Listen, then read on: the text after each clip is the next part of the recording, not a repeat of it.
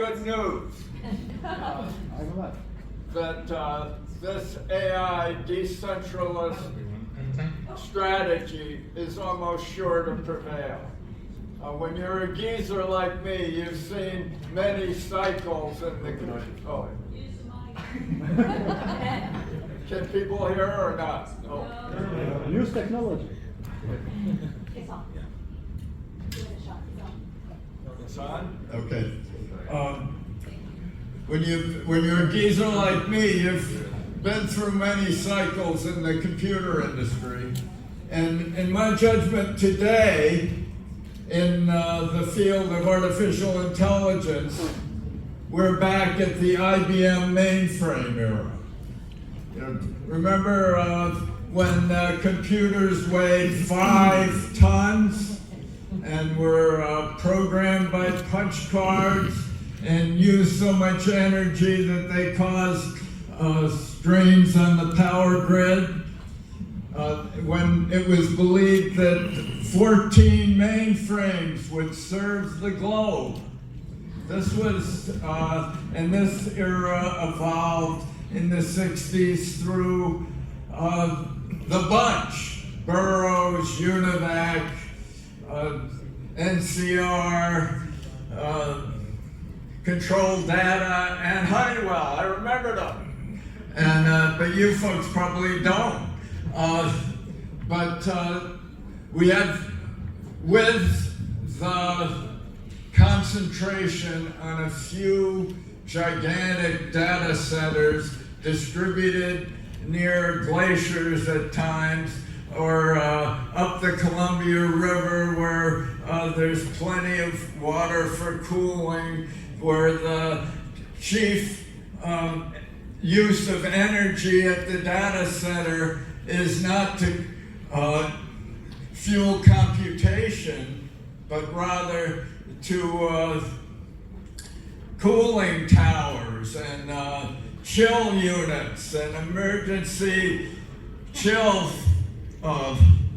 devices. It's the current architecture of the AI system is really already obsolete. It's at its IBM moment and will be transformed by this movement that is gathered here today and pullulating with ideas and distributed concepts of a revolution in computing comparable to the one and even transcending the one that we've already experienced, where those 5-ton computers now are incomparably more functional and are in our pockets as smartphones, teleputers, all the devices that we use. And that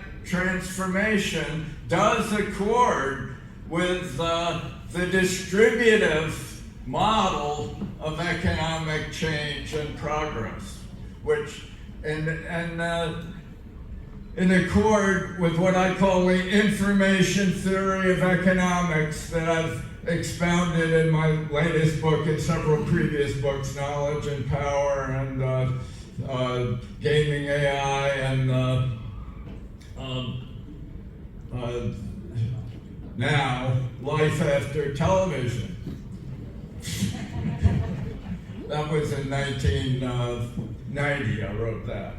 Any case, Life After Capitalism is really the information theory of economics, and the key propositions are all aligned with the emergence of a generalized AI which can revitalize all our economies around the world in the same kind of pace that the previous computer platforms have enabled. And the first principle is wealth is knowledge. We know that it's knowledge. As Tom Sowell pointed out, the Neanderthal in his cave had access to all the material resources we have today. The difference between our age and the Stone Age is entirely the growth of knowledge. Knowledge is wealth. Wealth is knowledge. And AI is a knowledge amplifier, an extender and distributor. And as a result, it will give new impetus to the growth of knowledge that can address many of the problems we worry about around the world. If wealth is knowledge, what's growth? Growth is learning. And of course, learning is an absolutely central function in AI. Unless it can learn, it's just another static computer system that can't really inseminate new possibilities.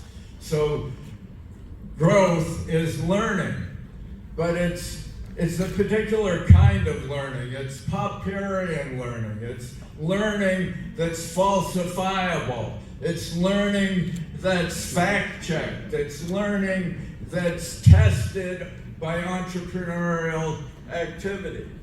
I like the line in the great essay, A General Theory of General AI, which Ben wrote, and he made a key point about learning. Philosophy tends to create conceptual tangles, and we'll experience some of those, I believe, this meeting. Engineering, on the other hand, tends to cut through the confusion, and along the way, clarifying which thorny intellectual messes need untangling and which can be just moved aside so real work can be done. And that's really a crucial factor about learning and the information economy. It's tested learning, it's manifested by companies, the proliferation of companies we're hearing about here. It's manifested by experimentation. It's a process. It's not a final thing. It's not an eschaton. It's an endeavor that proliferates through the world and enriches the world. So growth is learning. And the third proposition is that money is essentially time. You know, we've learned now that governments have essentially taken over money around the world and have used their capture of finance and nationalization of finance essentially to steal from the future, to steal from our children, to fund various projects in the present. But this doesn't change what money really is. Money is a measuring stick, and it's gauged by time. Money is essentially time. And this means that, and it's measured, you can measure it by the amount of time a typical worker in the world has to spend to buy the goods and services that sustain their lives.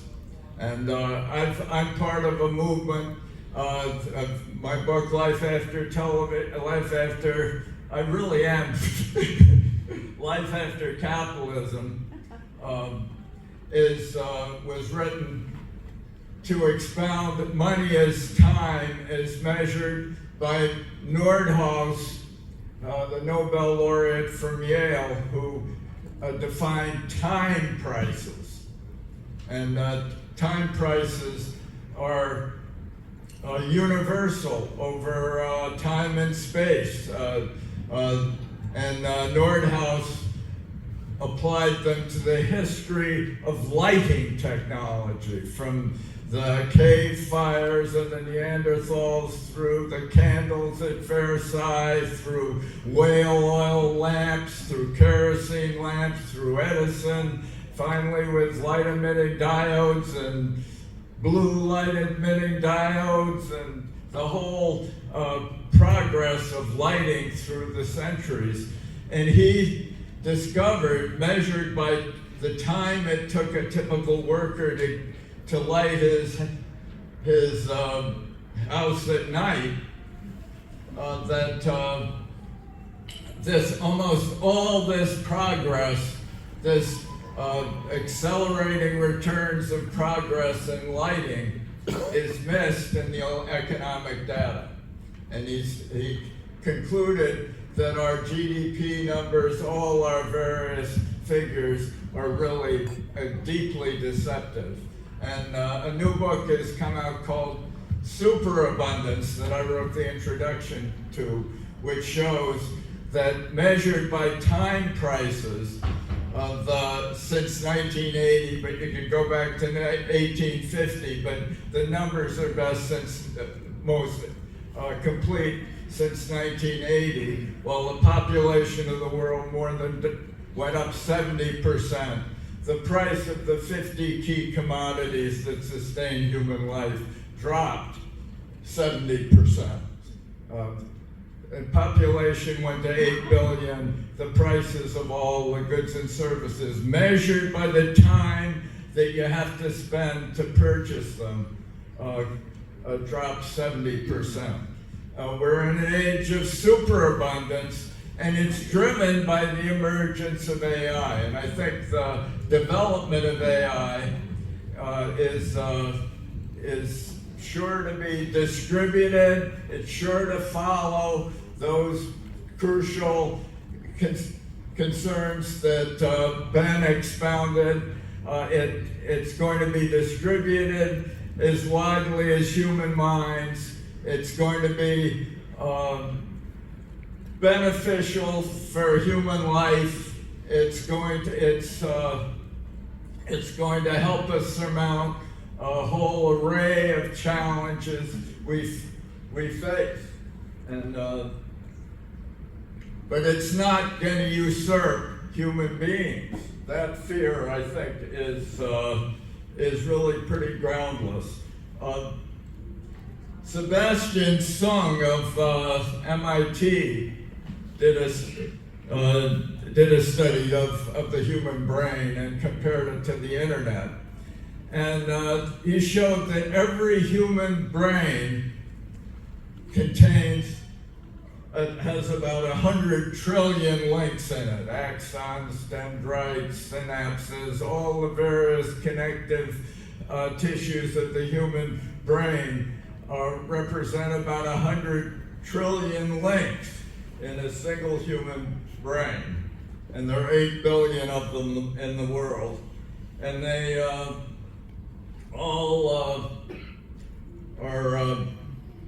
all run on between 12 and 14 watts.